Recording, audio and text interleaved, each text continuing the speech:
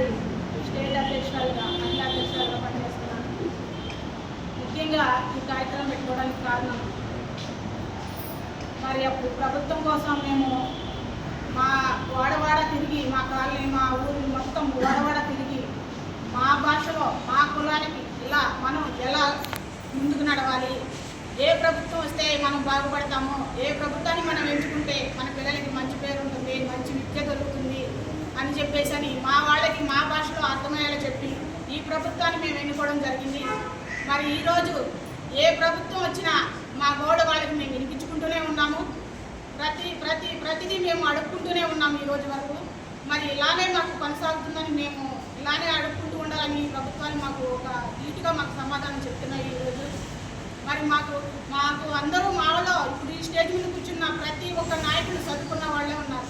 మరి మాకు కూడా ఏదో ఒకటి ఎమ్మెల్సీ ఇవ్వండి, ఒక ఎమ్మెల్సీ ఇవ్వండి, ఎస్టీ కార్పొరేషన్ ఇవ్వండి, మరి ఇవన్నీ మేము అడుగుతూనే ఉన్నాము. ఎవరు కూడా మా గోడ వినిపించుకునే నాదుడు లేదన్నట్టు మాకు సమాధానం చెప్తున్నారు. మరి ఈరోజు మా పిల్లల్ని మేము ప్రభుత్వ కాలేజీలో, గవర్నమెంట్ కాలేజీల్లో కాకుండా మళ్ళీ ఫీజులు కట్టి మేము వేరు కోసం మేము చదివించుకుంటున్నాము. చదివించుకుని డిగ్రీలు పాస్ అయ్యి ఇంటర్వ్యూ చదువుకునే పిల్లలు మళ్ళీ అదే మామూలుగా మేము పట్టే పీతలు చేపలే పట్టుకుంటూ కూర్చుంటున్నారు తప్ప మా పరిస్థితి ఎవరికి అర్థం కావటం లేదు. మాకు ఉద్యోగాలు ఇస్తే స్థితిలో కూడా ప్రభుత్వం లేదని మాకు చెప్పుతో కొట్టినట్టు సమాధానం చెప్పింది ఈరోజు.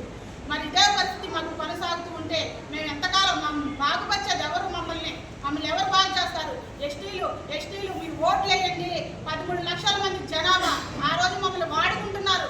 వాడవాడ తిరిగి గుడిసిలో దూరి మమ్మల్ని బయటకు తీసుకొచ్చి మీరు మాకు ఓట్లు వేస్తే మేము మిమ్మల్ని బాగు చేస్తాము, మీకు ఎస్టీ కార్పొరేషన్ ఇస్తాము, మీకు ప్రత్యేక రిజర్వేషన్ ఇస్తామని చెప్తుంది. మరి ఓట్లు వేయించుకున్న రోజు ఈ రోజు 2.5 సంవత్సరాలు అవుతున్నా మరి మర్చిపోయి కూర్చుంది ఈ ప్రభుత్వం.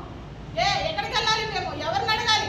మా పిల్లల భవిష్యత్తు అంతేనా? మా పరిస్థితి ఇంతేనా? మేము ఆ చేపలు పీతలు ఎలుగుబుట్టలు పెట్టుకుంటూనే జీవించాలా అని ఈరోజు మేము ఈ ప్రభుత్వాన్ని ప్రశ్నించడం జరుగుతుంది. ఇలాగే కనుక కొనసాగితే మేము పెద్ద ఎత్తున మా కులం తరపున ఎన్నితిరగని పోరాటాలు చేయడానికని మేము సిద్ధంగా ఉన్నాము అని మేము ప్రభుత్వానికి మనవి చేస్తూ జరుగుతుంది.